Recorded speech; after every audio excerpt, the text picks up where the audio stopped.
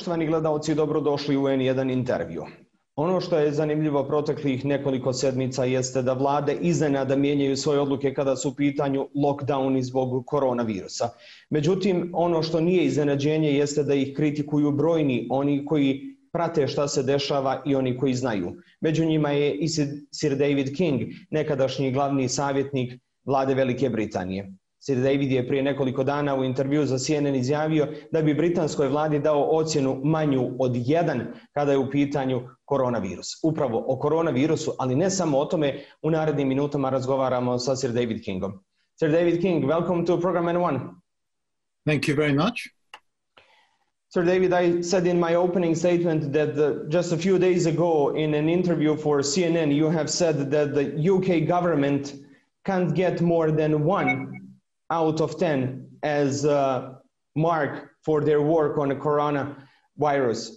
What is the reason why you said that? And what's the situation with coronavirus in the United Kingdom in the view of someone who has been chief scientific advisor to the government? The reason I would give the government a low score is because it's very difficult to detect a strategy at any point in handling this outbreak. So, for example, if you go back to early February, when the World Health Organization gave every country advice on how to handle this extremely serious pandemic, when the Prime Minister eventually went on television with his colleagues, he was asked, why haven't you followed the WHO advice? And he said, that advice is for developing countries, not for us. And the British government was it was probably the last country in Europe to go into a full lockdown, March 23rd.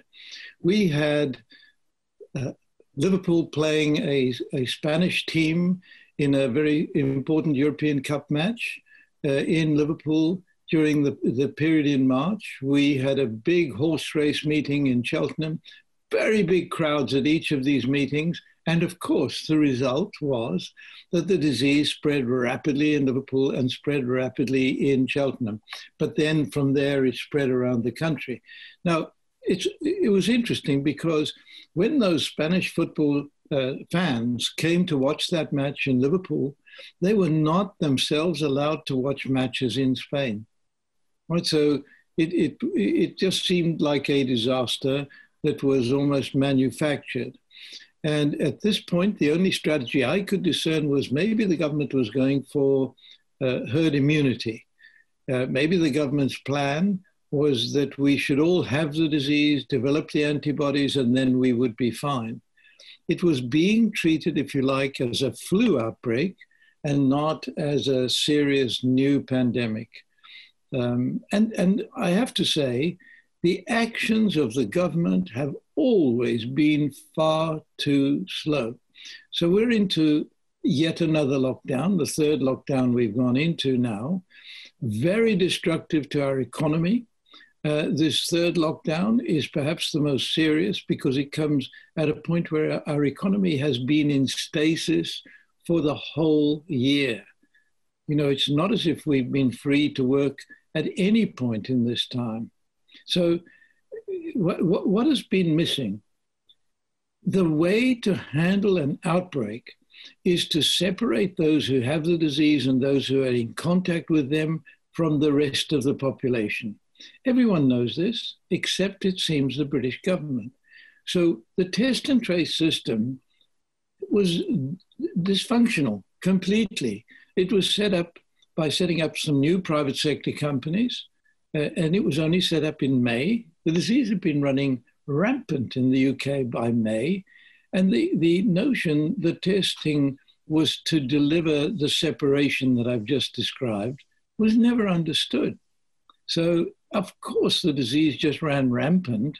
When we began to lift the lockdown, the first lockdown, off it went again. Now, how it is possible that the country such as the United Kingdom had found itself in this situation that you're ramping up the record high numbers in 60,000 as of yesterday, and has the largest number of deaths in Europe with such an organization and such a systems like NHS and a governmental system? Your question is critically important. 80,000 deaths in the United Kingdom, and I would say 75,000 of those deaths could have been avoided, right? And if you then say the hospitals are overcrowded with patients with COVID-19, that means none of the normal emergency procedures can be conducted in those hospitals. So there's probably another 20 or 30,000 who have died because they couldn't get access to hospitals. This is simply driven by a kind of we will do it our way approach. I'm going to tell you that back in 2006, when I was Chief Scientific Advisor to the British government, I led a very big team, 340 experts drawn from around the world, to look at the problem of global infectious diseases. And that report, published in 2006, predicted that by 2030, there would be a global pandemic of the kind that has just happened. And what we said was this pandemic will probably arise in China or Africa, where many people are in contact with wild animals. And if the virus in a wild animal mutates so that it can live in a human body, people in close contact with them may become ill, and then it'll spread from there. We predicted exactly what will happen. The British government at that time began to put in all the measures in place.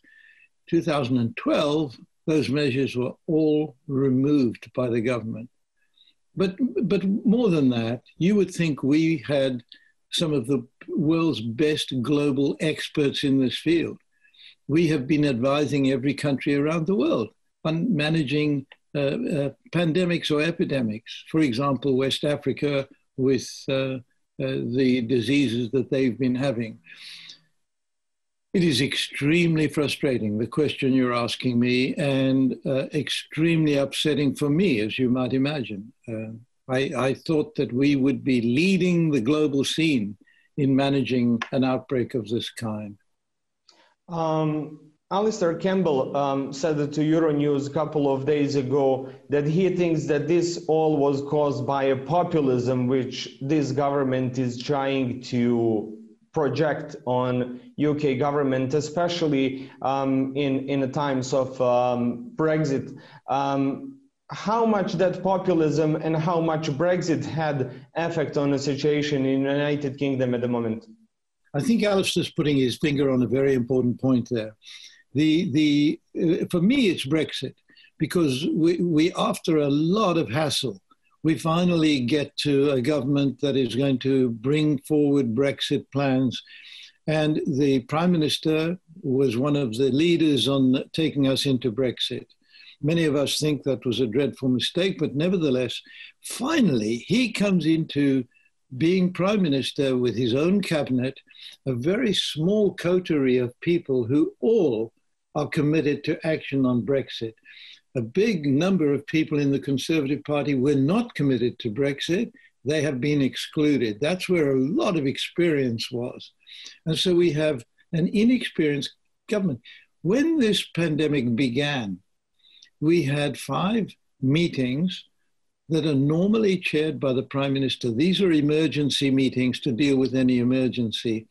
And for 5 weeks, our Prime Minister never attended one, right? So there was nobody seemed to understand the nature. Sorry to interrupt you, but could that be possible with the Prime Ministers such as late Baroness Thatcher or Mr. Blair or Mr. Major in the past, or even Mr. Cameron in years before? Absolutely not. I mean, I think I have to tell you, I don't think a single one of our previous prime ministers would have acted in this way. And certainly I worked very closely with Tony Blair. As soon as there was a crisis of this kind, I was brought in. We had a foot and mouth disease epidemic in 2001. He simply handed it over to me, and I was the person on television explaining to the British public what should be done, what would be done, how it should be rolled out. That has not happened here, right? So I think what we have instead is the advisors all following behind the prime minister, simply saying, yeah, this is okay. Now, another question is, United Kingdom finally has its own vaccine produced by AstraZeneca and the Oxford University. How important that will be for United Kingdom, but also how important will be for the rest of the world? I think every vaccine being developed at the moment, one has to understand these are new procedures for developing vaccines. We have never seen vaccines produced like this before. So it's a massive advance in the science to produce a vaccine of this kind. The first to get through our medical regulator here in the UK was the Pfizer vaccine. And these vaccines critically important for managing the epidemic. And so there's no doubt this is a massive step forward. But rolling out enough vaccines to cover the population of the world, which is what is now required, is going to be an enormous operation. I think we need about 40 to 50 million people in Britain vaccinated. What is the rollout plan? We don't know. Is the army being brought in to assist it? I don't know. We don't have the manufacturing capability for these vaccines, so we will have to import them from other countries. But my real worry in relation to your question is what assistance are we, the developed world, giving to the underdeveloped world to run through the vaccination program? That really has to be a very important priority going forward in time. Remember, this is a global pandemic. We are not free of it if it's present still anywhere in the world. It can mutate into a form of the virus that is not impacted on by these vaccines, and a new vaccine would have to be produced. How would you judge the rest of Europe when it comes to fight against coronavirus? Because we know that in Germany we have a scientist as a chancellor for 15 years, but she's on her way out. Also, we know that United States, they have also a lot of problems. They're racking up to 300,000 or 400,000 new cases daily or in day and a half. Also, they have a large number of deaths on a daily basis. So I think the answer to your question is that the countries that have behaved best of all in Europe, I'm afraid I don't know with Bosnia-Herzegovina, but I know that Greece has managed it extremely well. Greece went into a lockdown March the 3rd. It was all handed over by the Prime Minister to his chief infectious disease advisor. And there's a guy in London, a Greek guy who joined with him. So the best possible advice came from him. They went into lockdown on many of the islands. There was no disease at all. By the time we got to the summer, in Greece, there were less than 300 fatalities. That's the sort of number each country in Greece could have managed if they had worked ahead of the disease. Greece shut down inward travel unless you were prepared to be put into a hotel requisitioned for that purpose in Athens. So the Athens hotels were empty. They requisitioned them to put people in if they were prepared to stay there for 14 days while they were checked out for not bringing coronavirus into the country. It was enormously successful. Australia, New Zealand now have 0 cases of COVID-19. Very careful checks on borders coming into the country. Of course, they're island nations, but frankly, Britain is also an island nation. Now, let me ask you something else. You know how the government works. You know how the international institutions function. What is your judgment of the World Health Organization in this situation with COVID-19? I think the WHO has done a very good job. I think their advice that was given out on February the 3rd was really outstanding. And the basis for the advice, it's also important to say this, was because the Chinese scientists working on the Wuhan outbreak of this disease published a paper in the British journal Lancet, the Lancet, on January the 23rd. That paper contained all of the information we needed to know: the infectivity rate, the DNA of the virus, the structure of the virus, all published in this wonderful paper by Chinese scientists. We had all of that information. And by the way, it's on the basis of that information that the vaccines have been produced. So we need to be very grateful to the Chinese for doing this. It's also important to understand the Chinese introduced very good measures, locking down in Wuhan, shutting Wuhan off from the rest of China. They managed the outbreak extremely well. Now, let's move to another very key issue for you, and that's a climate change. Now, how would you judge situation with the climate change and the COVID-19? Because some are saying that we had some improvements on a climate change during this coronavirus times, but also that as soon as the lockdowns ended, everything went back. I think that's roughly right. I don't put much credit to the outbreak for dealing with climate change. So let me just tell you very quickly, if I can, the very bad news about climate change. The situation is much worse than when we met in Paris in 2015 to reach that amazing deal that was reached there. If you look at, let me just take you to the Arctic, if I can take you there quickly. The Arctic ice has been melting far more quickly than the scientific community predicted. I've got a colleague based here in Cambridge, Peter Wadhams, who's been measuring the thickness of the ice for his whole career. He's just retired. And the ice in the summer has now 60% disappeared. That means the Arctic Ocean sea is now exposed to sunlight. The Arctic Circle region, as a result, because the blue ocean absorbs solar energy, the white ice reflects it away. The Arctic Circle region is now heating up at 3 times the rate of the rest of the planet. Why is that important? It means that at these temperatures, the ice on Greenland is also beginning to melt irreversibly. It's going faster and faster. When all of the ice in Greenland enters the ocean, sea levels globally will rise by 7 meters. 7 meters. Cities like London, New York, all of these coastline cities of the world well underwater, even at 2 meters. Right? So never mind 7 meters. And I'm just looking at one part of the world. The impacts from heat stress and from rising sea levels by 2040, 2050 are going to be far too severe for the global economy to continue to operate. We're going to see areas in Southeast Asia.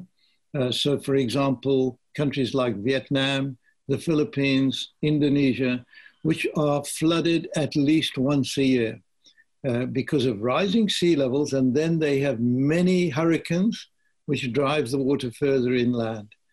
The hurricanes are becoming more intense.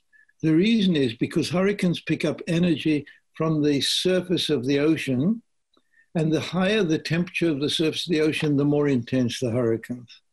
Right? So the country of Vietnam will not be able to have its population on its land by mid-century if this continues. So we have a crisis, a climate change crisis on our hands. I have set up a Center for Climate Repair here in Cambridge. We have to go beyond net zero emissions. We have to remove emissions from the atmosphere because already it's put us in this dangerous situation. I believe we can handle it, but the crisis is going to take a long time to unfold. So David, we know that the President-elect of the United States, Joe Biden, has said that he's going to be back to the Paris Climate Agreement, but also he announced that the former Secretary of State and former Senator John Kerry will be back to the government as a special envoy for climate change. Can John Kerry, with his all political weight, change something in the years to come? I believe this is the very best message that has emerged in 2020. There's one other important message, if I could mention it. So I can see Biden's team. It's not just John Kerry. He has given John Kerry a team of 12 absolutely outstanding individuals to run the climate change debate and actions. And the actions will be led in the United States, but they will take it back to the international community. The second very important measures was what President Xi Jinping is doing in China. So Xi Jinping announced in November last year that China will hit net zero emissions before 2060. This is a massive commitment from a country whose economy has recently grown by burning fossil fuels to provide the energy. And they have now, or he has given instructions to the team planning the next 2 5-year plans for China to spend something like 2% of GDP each year to deliver the net zero emissions target. And this is wonderful news. If you've got China and the United States working on the same problem and working in the same direction, it gives us all reason for optimism. Now, let me ask you this. The European Union has said that the coal power plants in the Western Balkans are polluting more our air than all other coal plants in European Union. Sarajevo is one of the most polluted, air polluted cities in the world. We are usually in the top 5. Can we change those situations and cut down air pollution, not only here in Sarajevo and in the Western Balkans, but also in the world to improve situation in the years to come, and how? So let me tell you, what is really important to understand is that the renewable energy systems that are now available, mostly wind and solar energy, are now so efficient and so cheap that it is cheaper to run wind turbines, it's cheaper to run solar energy panels than any other form of electricity generation. It makes no sense today to install any form of fossil fuel energy generation. If I look at a country spending quite a bit of money on a new coal-fired power station, I would say to them, look at the cost and look at what you're expecting to get as a return on that, because in 5 years' time, the whole world will be telling you, turn that off, stop running it, and start running on renewable energy. So it's cheaper, it's cleaner.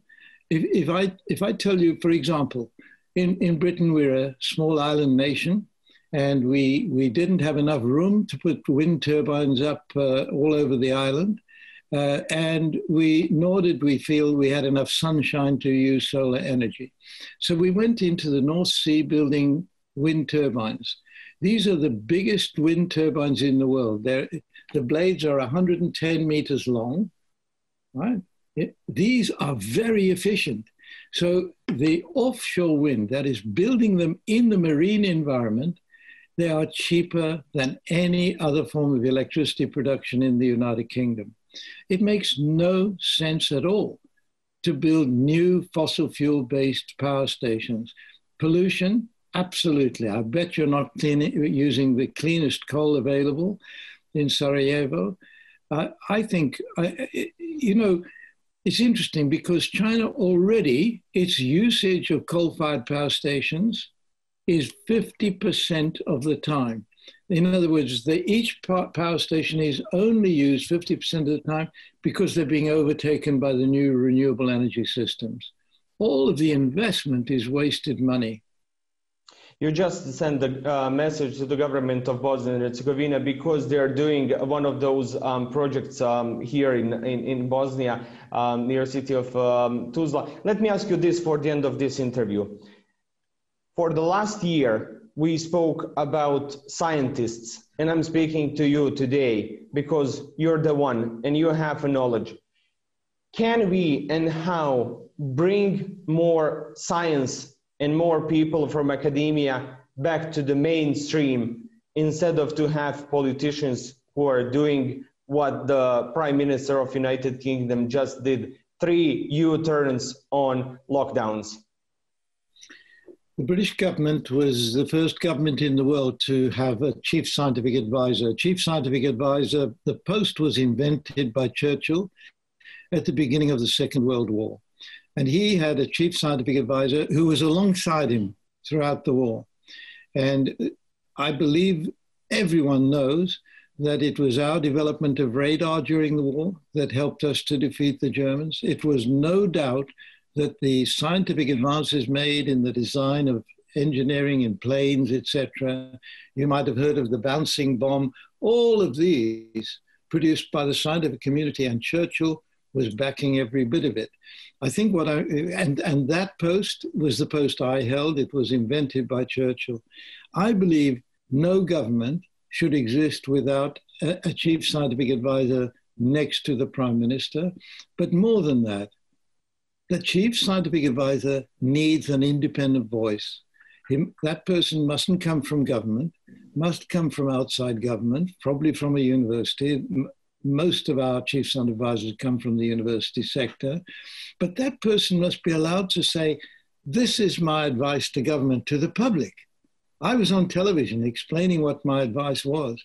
The present chief scientific advisor is not allowed to do that. As soon as you silence the chief scientific advisor, and then our Prime Minister has been saying, we are following science advice. How does anyone know that that is the honest truth? How does anyone know if the science advisors haven't got a free voice in the public domain? So there's two things. Persuade your people and your government to have a chief scientific advisor and make sure this person is truly independent. Sir David, thank you so very much for this interview. It was a real pleasure to speak with you. Thank you very much, Esme. I enjoyed it very much. Poštovani gledalci, bio je ovo razgovor sa Sir Davidom Kingom, bivšim savjetnikom vlade Velike Britanije za nauku. Ostanite i dalje uz program N1. Doviđenja.